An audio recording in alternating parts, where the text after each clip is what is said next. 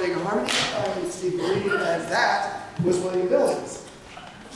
The aforesaid William Billings, he of the New England Psalm Singer, published in 1770. This tune was from that publication, and it is the most popular revolutionary hymn from this Boston composer, who was a singing master, he was a tanner, he was a hog reeve, he was an aromatic fellow, apparently so, and he was also part of Samuel Adams' circle at the White Horse Tavern. So he was very much involved in the whole Patriot Sons of Liberty thing. He was a singing master, and that meant that he conducted singing schools at parishes to teach the congregation, especially their youth, how to sing and how to read music. In so doing, he had a bunch of literate singers, and singing masters then wrote their own tunes, published them, and sold them back to their students. And that's how music education happened in early New England. He is the first. And his first publication has 135 original tunes in it, which was just blew the doors off. Everybody was singing English stuff. And in his introduction, he says, I reject all the previous rules. This is an American voice. I don't believe in rules. I do not accept them, nor do I impose them. Every composer should be his own carver. You carve your turkey however you want. You compose however you want. And he was hugely influential.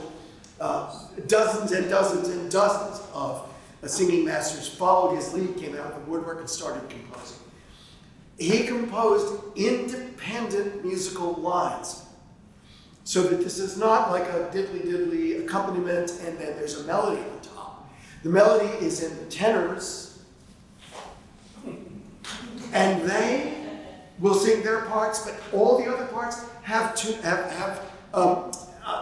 compositions that are also musically interesting, and wherever they landed was where they landed, and every once in a while you're going to hear dissonance.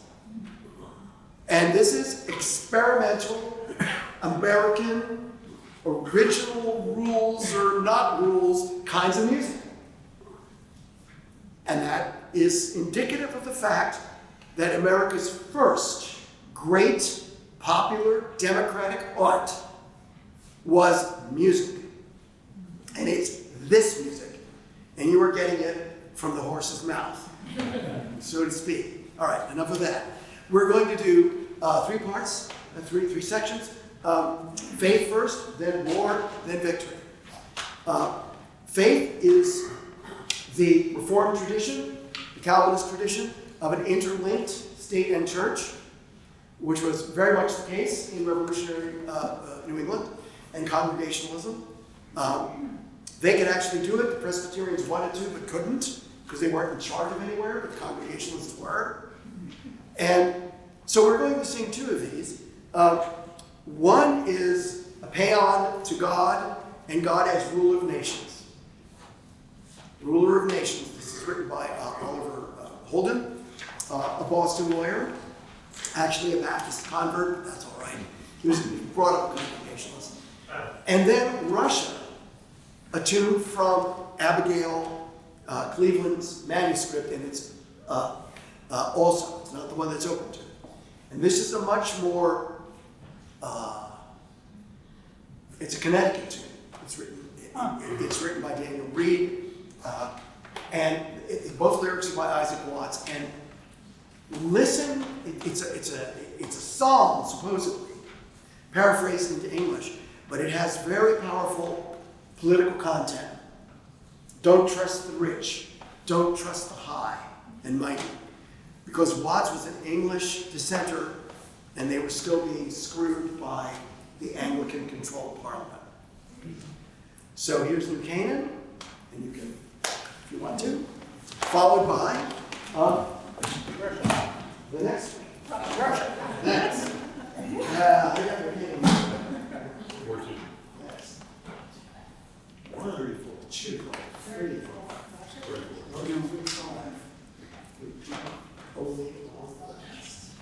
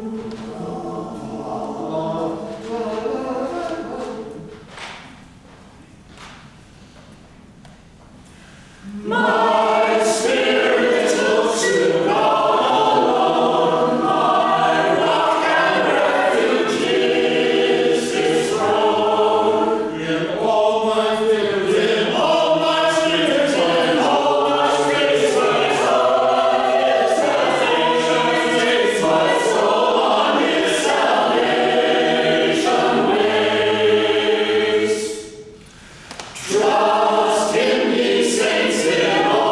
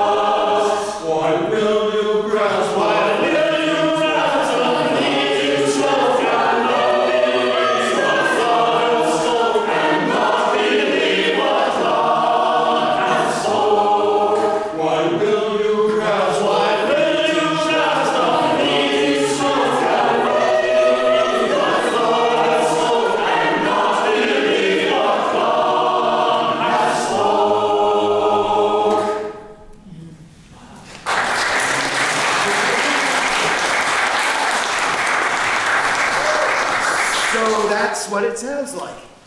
And that spirituality is both Reformed and evangelical, because we're past the Great Awakening. And although Billings himself was a member of the Brattle Street Church, which was liberal and progressive at the time, he and Daniel Reed and the Connecticuters, who are more traditional, knew that their textual ace was Isaac Watts. He is the paramount, preeminent evangelical poet all the way through to the Civil War and even beyond. In a fundamentalist Bible Baptist church, when I was a kid, we sang Watts all the time. So that's like post-war anyway. But we will see as we go into this concert, more and more texts that were actually written by these singing masters, or by deacons, or by more lay folk than ministers, who just were doing patriotic and religious poetry because it was a very common thing for people to do. Because poetry was a meditative art. And people prayed over Watts, with Watts, and they wrote their own poetry in response to their own faith. So, one thing I want to say about heightening the emotiveness of these texts, which are powerfully that way, starting with Watts and all the way through, is the way they are expressed in the singing, and you heard different parts entering at different times. That's called fuguing.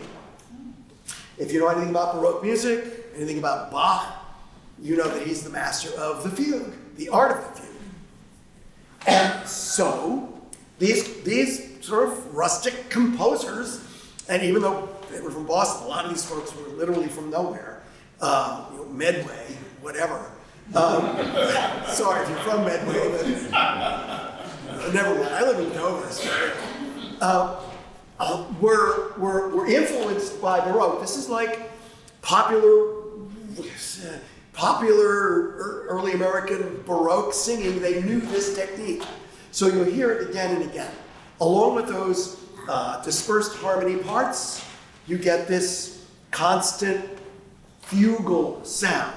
And this is great if you're running a singing school with a bunch of young people, because they get to show their stuff, and they get to bounce off of each other, and they sat in a square, the guys got to look at the girls, and they just had a great time with this. And this became the most popular kind, musically, the most popular style in revolutionary music. So now we're going to turn to the war itself, and Tricia told you about The American Hero by Nathaniel Niles, and his background as a Connecticut minister. And we're going to sing this text twice. That's because it's 15 verses long. And we're not going to sing all 15. So I picked out a few for one setting and a few for another setting. And the first one comes directly from Andrew Law, as she said, the pioneer Connecticut singing master and publisher of music, original music. And Niles, the same year, as soon as Niles published it, he wrote a setting, 1781. And you have the text, and it speaks for itself. And it is the Battle of Bunker Hill, and it's the thought, prayer of the hero facing the guns, and sitting in the trenches defending the hill. And it became hugely popular, and it is fair to say that it is the most popular poetic text, as opposed to Billings's, which is popular too. But this is more of a literary style. It's in Sapphic mode, which is a very unusual meter, and it challenged the composers, and they liked it for that reason. So here's Law and Niles with their original.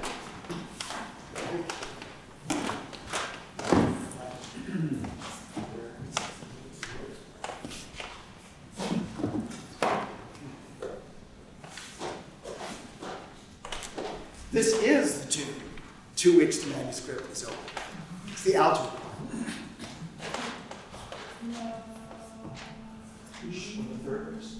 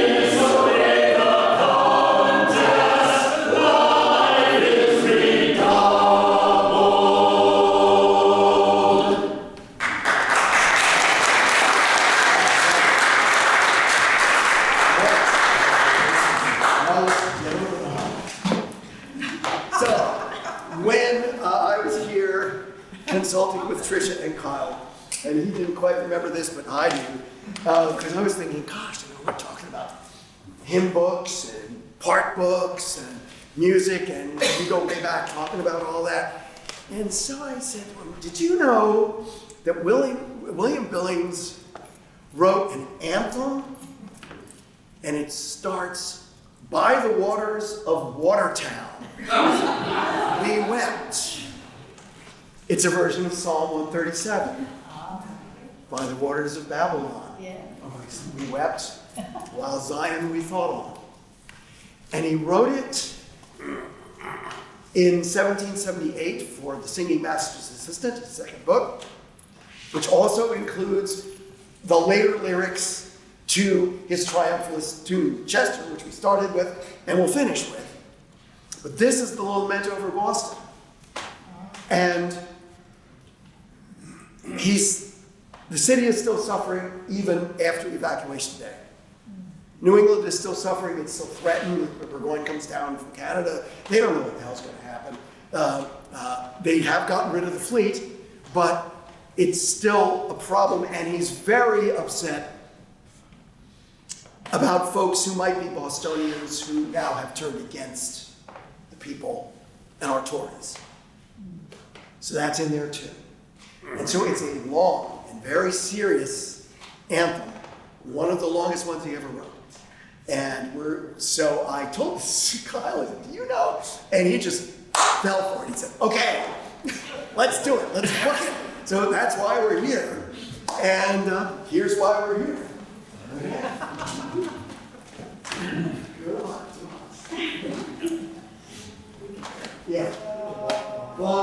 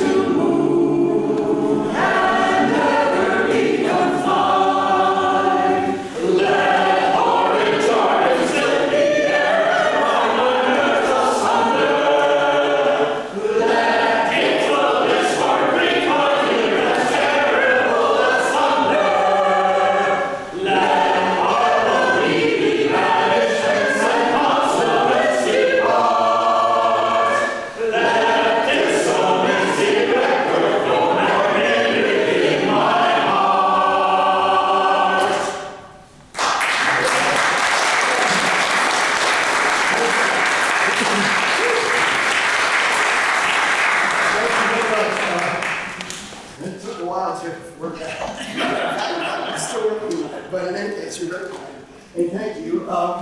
So, back to Nathaniel Niles and the American hero. And now we're after the war. And there's a lot of, what shall I say, being a religionist, there's a lot of myth-making going on. And this poem continues to be popular and sung and cited and read and taught in schools and so on. So it gets more musical settings. So the next one, the last part of war in this concert, is by one of our favorite composers, by the unlikely name of Supply Belcher. That is his name. Now you're all like Congregationalists, experts. So you know that supply means the Lord shall supply. And what the Lord shall supply is sons and daughters. So he was supplied, and his parents were supplied, and there's supply. Some people call him supply because they don't know what to do with this word. That's what it is, trust me, it's supply. And he was known in his time, he's from Maine, from Farmington, Maine. Up there, very frontier. He was a squire, very frontier at the time. And he was interested in music. And he was a singing master. And he had such a reputation that he was called the Handle of Maine. Okay? So, Supply Belcher, different lyrics, some different lyrics to the American hero, and some very, very moving ones toward the very end. That very last verse is really very moving. So, this is Supply Belcher's version, and it's called Heroism. All right.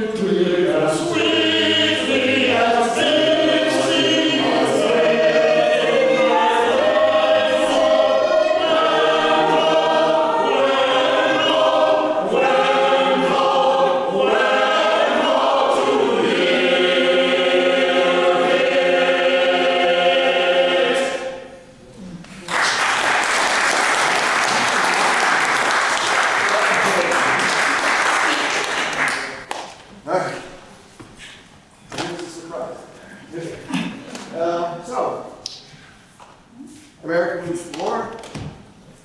We have heroes, we have laments, we have a lot of happiness. And so we're going to finish with a section of tunes about liberty, about the rising American empire that is going to be guided by science. Science. Now, what science meant then may not be what science means now, but I think it is the order of science that we're going to say. It is a kind of plea for enlightenment, balance, reason, knowledge that everyone would share, along with, of course, a proper congregational piety, and this new nation will step off with those two arms of its mission. And the third one is going to be what I actually frankly think is a novelty hymn, but it's certainly appropriate for the 2nd of November in the presidential year. It's the election hymn.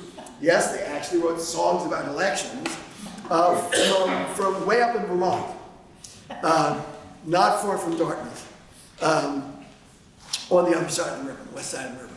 And this composer is Jeremiah Ingalls, and he's very famous for his hymnal, the Christian Harmony, in which he included folk songs, popular songs, wrote a few of his own, and it's regarded as one of the cornerstones of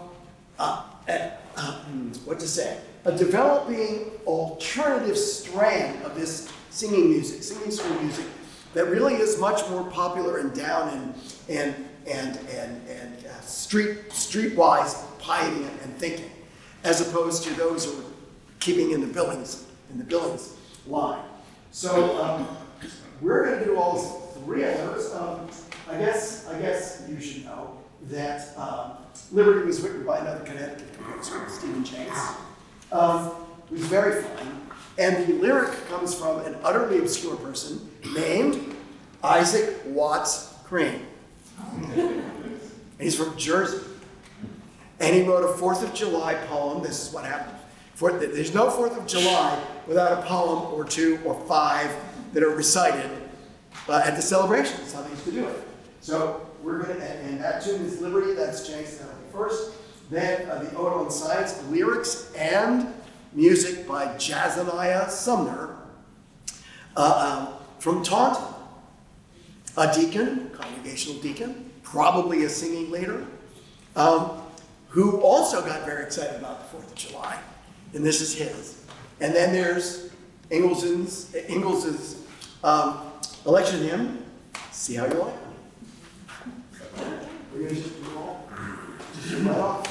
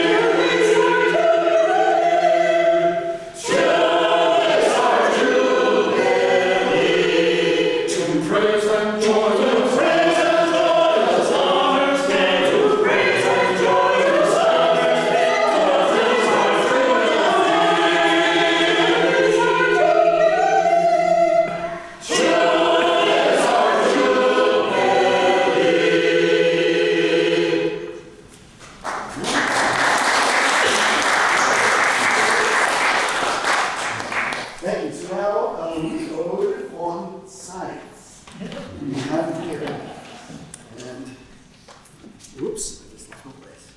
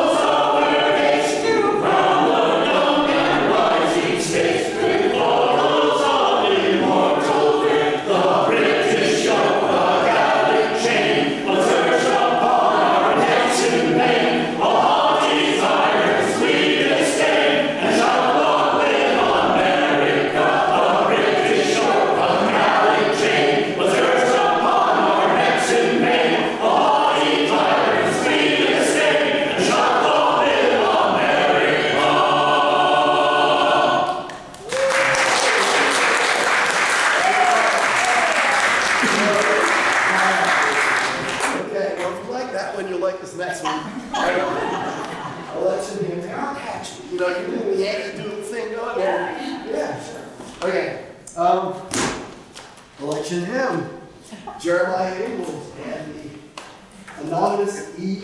Carter.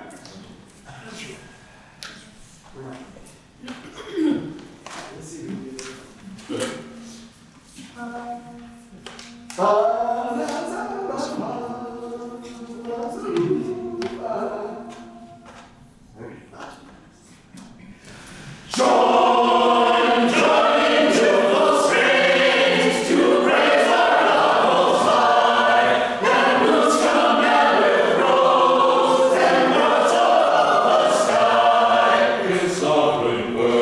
Sovereign word, in nature.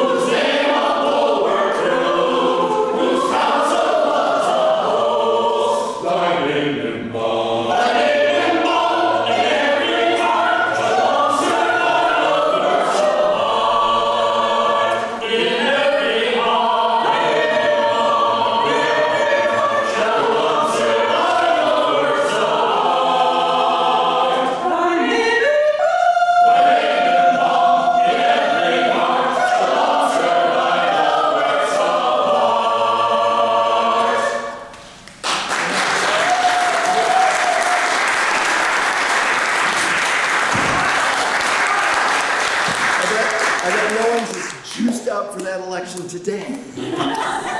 All right, so now we're going to go back and finish with 5 verses of Billings' Chester. You heard 1. Now we'll give you the whole enchilada, and it's, you have it there, and it, you know, we beat Burgoyne, but Cornwallis is still lurking, and it's all in here, and. Enjoy. Let's see if we can get this thing.